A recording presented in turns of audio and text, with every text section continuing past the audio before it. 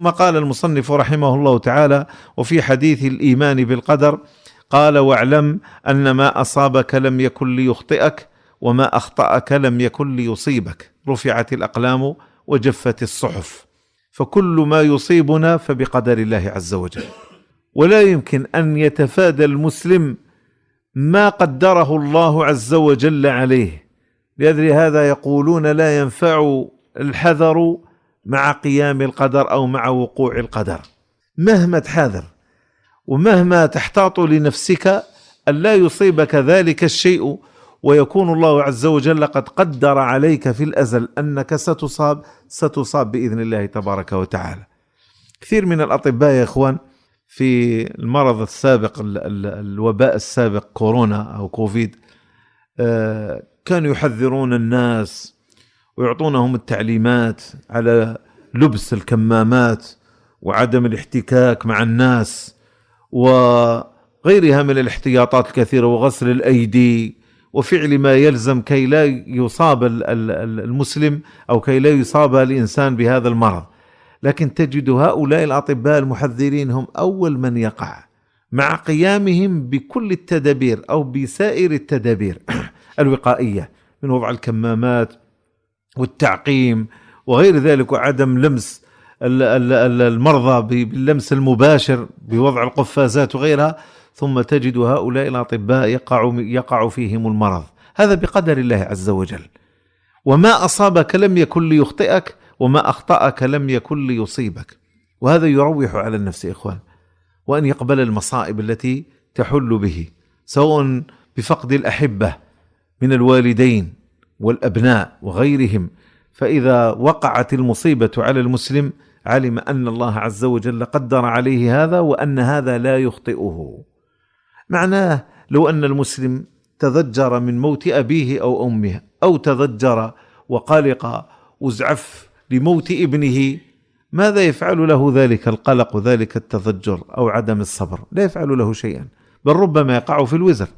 لأجل هذا قال النبي عليه الصلاة والسلام: عجبا لأمر المؤمن. عجبا يعني النبي صلى الله عليه وسلم يتعجب من أمر المؤمن. قال: عجبا لأمر المؤمن إن أمره كله خير. أمر المؤمن كله خير. إن أصابته سراء، شيء يسر، شيء مفرح، حاجة يعني تسر، قال: إن أصابته سراء شكر، قال: الحمد لله يا رب اللي أعطيتني، الحمد لله يا رب اللي سلكتني، الحمد لله يا رب اللي رزقتني. إن أصابته سراء شكر فكان خيرا له، لأنه يأخذ أجر تلك أو ذلك الشكر، ويأخذ تلك المسرة يفرح بها، يعني هي له تلك المسرة، سواء كان رزقا أو عافية أو غير ذلك مما يسر الإنسان. قال: وإن أصابته ضراء، حاجة ضر مصيبة، قال: صبر فكان خيرا له، وليس ذلك إلا للمؤمن. لماذا؟ لأنه بصبره على المصيبة سوف ينال إن شاء الله تعالى الأجر أيضا، لأنه لو لم يصبر لا يأخذ الأجر، وربما يأخذ الوزر، بل ويأخذ الوزر على الشكاية للخلق من الله تبارك وتعالى. فأمر المؤمن إذن كله خير. هذه العقيدة التي ينبغي أن ترسخ في نفوسنا هي التي تنفس أو تهدهد على المسلم وتطمئن قلبه بحصول هذه المصائب. وهذا لقول النبي عليه الصلاة والسلام: واعلم أن ما أصابك لم يكن ليخطئك وما أخطأك لم يكن ليصيبك، رفعت الأقلام وجفت الصحف. يعني خلاص القلم اكتب وانتهى،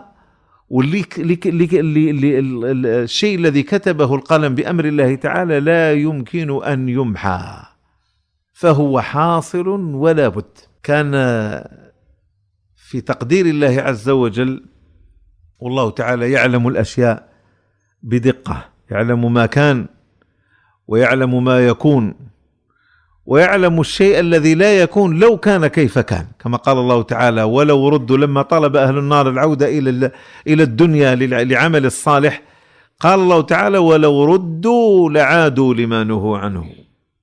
وهم في الحقيقة لا يردون إلى الدنيا، قال: إنكم ماكثون، أبدا لا يردون إلى الدنيا.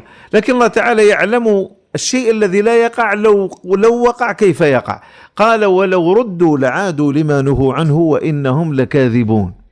سيدنا آدم شاف الذرية تاعه في الأزل لما خلقهم الله تعالى، شاف سيدنا داود فقال: من هذا يا ربي؟ قال: هذا ابنك داود.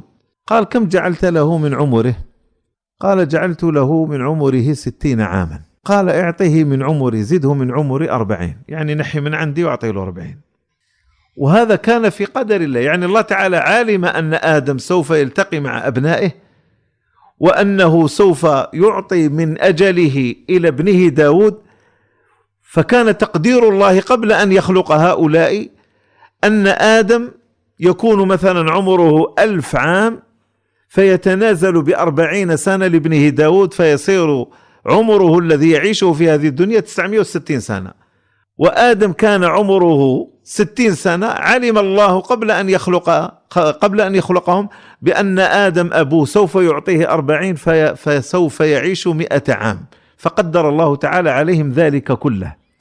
فلما حل أجل آدم عليه الصلاة والسلام، الحديث صحيح، فلما وصل أو حل آدم موعد قبض روح آدم، انتهى أجله، والأنبياء يعلمون وقت موتهم، جاءه ملك الموت فاستأذنه، فقال: بقي من عمري 40، يعني مازال من عمري 40 سنة، عليه جدرك. فقال له: قد أعطيتها تلك 40 لابنك داود. فقال النبي صلى الله عليه وسلم: فنسي آدم فنسيت ذريته، وجحد آدم فجحدت ذريته. هذا المقصود، أن الله تعالى يعني يعلم كل شيء سبحانه تبارك وتعالى، ولا يعزب عنه سبحانه مثقال ذرة.